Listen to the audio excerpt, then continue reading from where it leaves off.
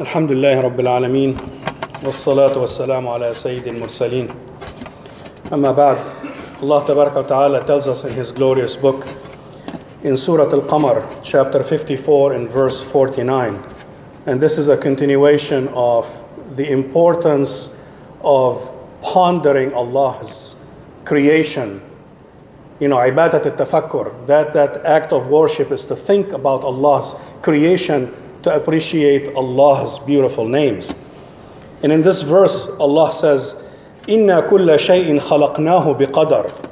Indeed, we have created everything perfectly preordained, perfectly proportioned, in perfect form and function.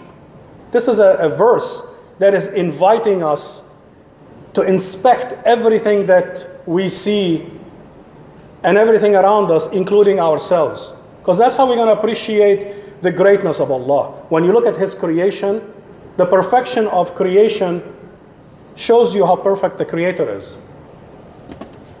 So this verse is a truth that everything was created in perfect function, proportion and function. It's a truth that the entire universe testifies to. It's a truth that governs everything. You can apply it to everything. Everything and anything. It is the evidence to the existence of Allah, that He is one, He is competent, He is powerful, He is wise, and you can go on through His beautiful names. They're all represented in His creation. And that's what we understand from the word inna. When Allah uses the plural form to refer to Himself, He is referring to all of His beautiful names. All of them had involvement in this action.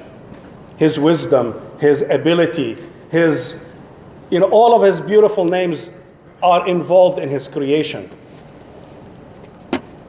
So when we look around, everything testifies to Allah's existence and perfection. And that's what كل شيء إن كل شيء خلقناه. كل شيء represents everything, from the atom and below to the galaxy and above. Everything except Allah.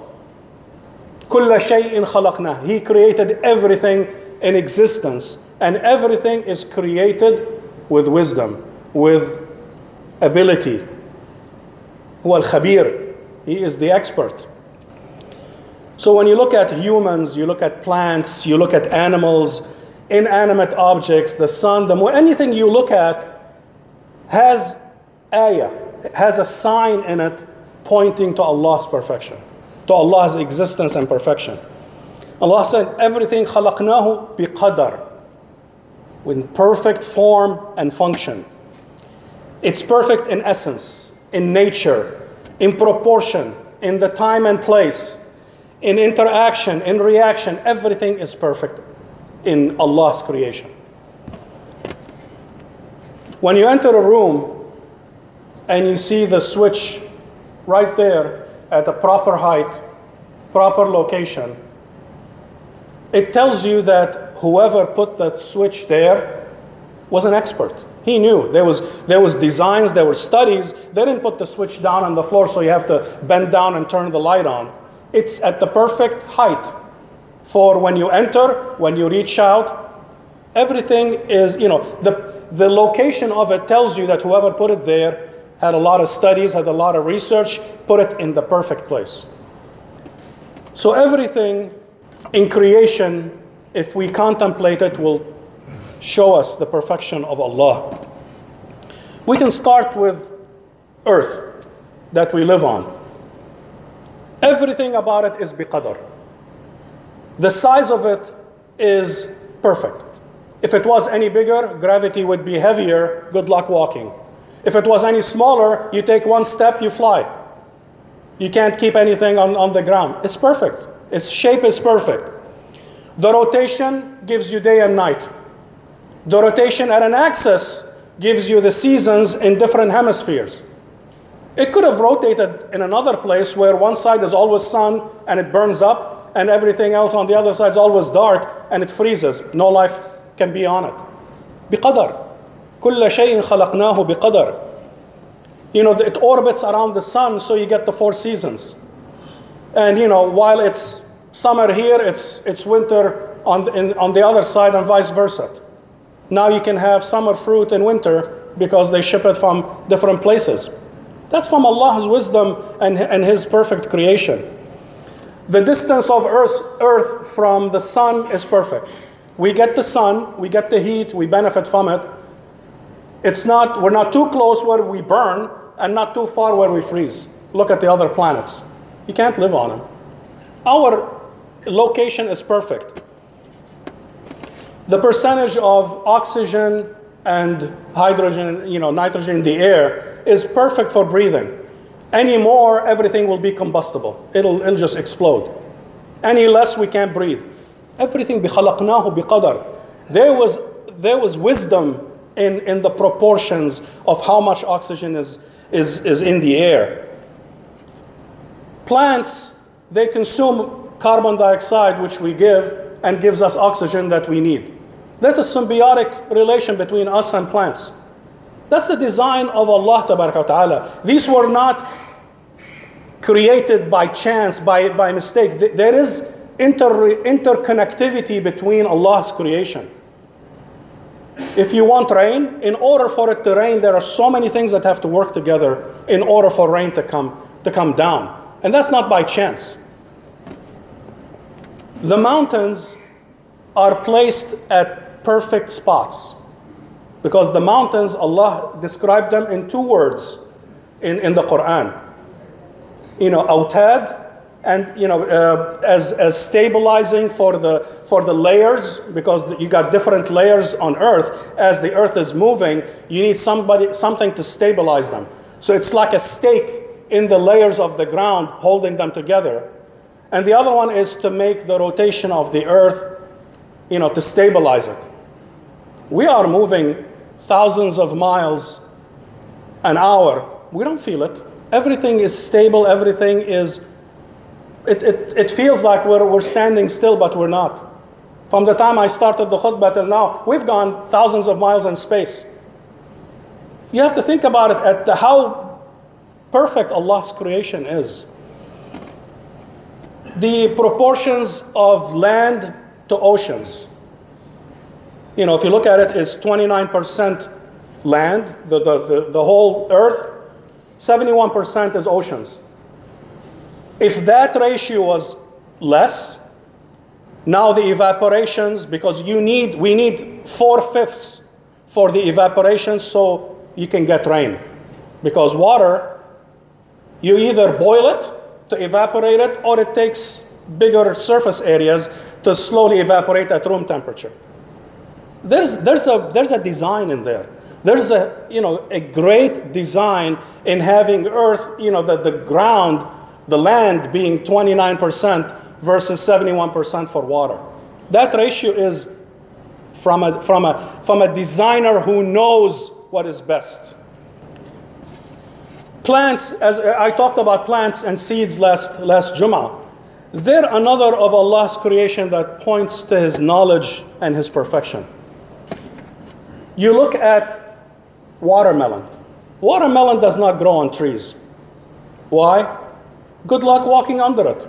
Now you have a 20-pound watermelon falling on you and killing you. No, it grows on the ground. Apples grow on trees. Grapes. If you ever picked grapes, try to pull down on it like you would pull an apple. The whole thing will collapse in your hands and you won't be able to get it.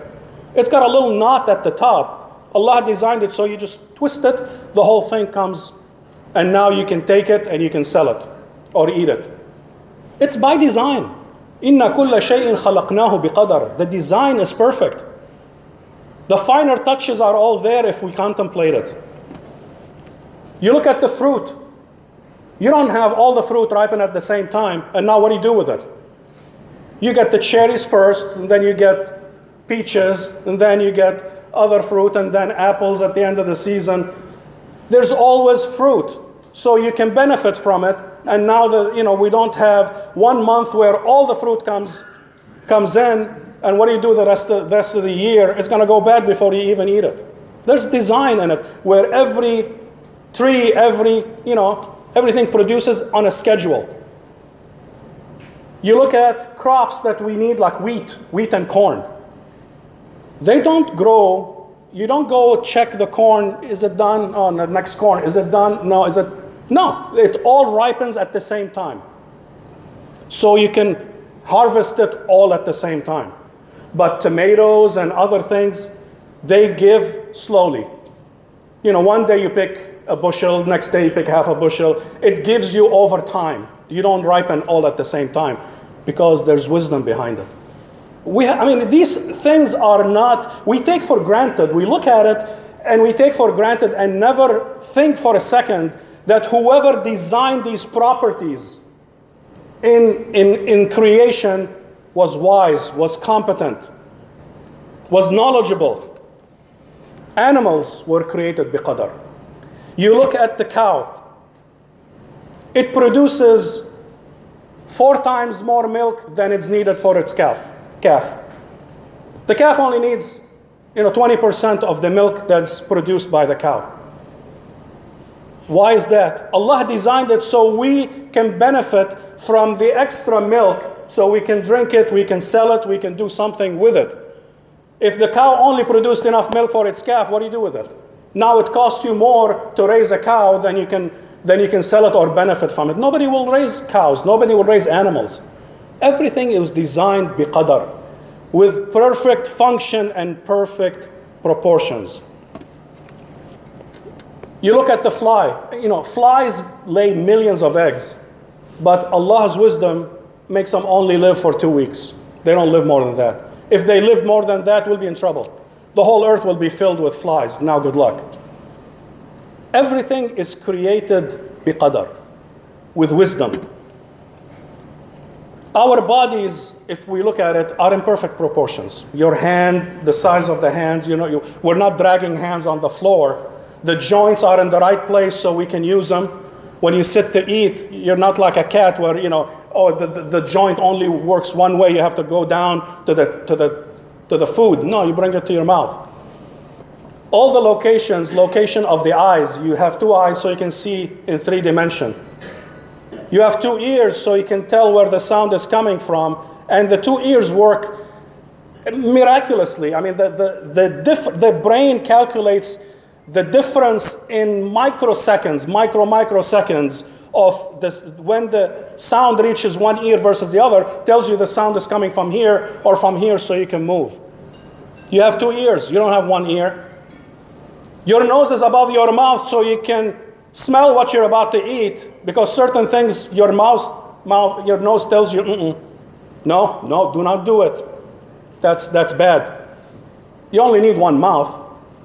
But if we think about our creation, it's everything is biqadar, with wisdom, with functionality, with everything. And when you look at the human body, there is no human 1.0, 2.0, 3.0. Allah's design is perfect from the beginning. There is no need to improve on it. From the time of Adam till the last human being, it's all the same design, and it's a perfect design. Everything we are able to see is biqadar. Now imagine if you can see the organisms in the water. Are you going to drink it? No. You can't see. Your eyes can only see so much. You need a microscope to see the rest. So when you look at the water looks nice and clear, you drink it. If you were able to see all the organisms in it, you won't drink it. It's scary if you look at it under a microscope. So even our eyesight is biqadar. What you can hear is biqadar. If your ears were oversensitive, you can't sleep. We only hear what Allah wanted us to hear, what's perfect for us, and no more. So it's biqadar. So this inna kulla shay'in khalaqnahu biqadar, if we think about it, it governs everything. Everything in creation falls under that verse. Another verse in Surah Al-Mulk, chapter 67, part of verse 3, confirms along the same lines, مَا تَرَى فِي خَلْقِ الرَّحْمَنِ مِنْ تَفَاوُتٍ. You will never see any imperfection in the creation of the most compassionate. You go and you contemplate Allah's creation, you will never find discrepancies, you will never find deficiencies. Now, I'm not talking about somebody who's sick or somebody who's born deformed. I'm talking in general. Allah sometimes shows us a deformed baby so we can appreciate the healthy babies. If we don't get sick, we're not going to appreciate health. Those are separate matter. But in the creation of human beings, in the creation of the heavens, the stars, the moon, the plants, the flowers, everything, when you look at it, it's all perfect. There are no deficiencies in it. Any attempt to find inconsistencies or faults are bound to fail. So the universe is a testament to the existence of one God.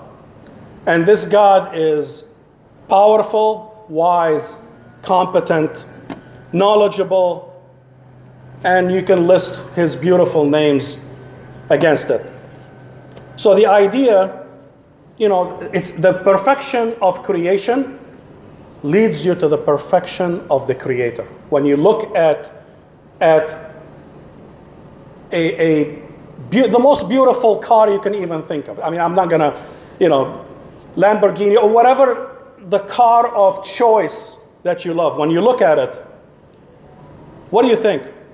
Do you think that there was an explosion in a parts factory and there it is? No. Something fell together and now you have a beautiful masterpiece? No. You're going to look at it and you're going to say, some smart engineers worked on it and perfected its form and function. So that's how ridiculous when people say there's no God. Well, open your eyes, you're blind. If you're blind, you can't see. You have to open your eyes and you have to contemplate Allah's creation in order to appreciate Allah, that He exists and He is competent and He is wise and He is knowledgeable.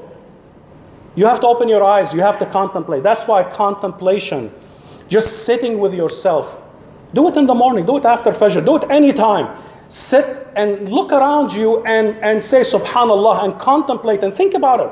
Think about yourself, think about what you see, think about your food, think about your family, think about anything and try to appreciate Allah and His gifts and His creation.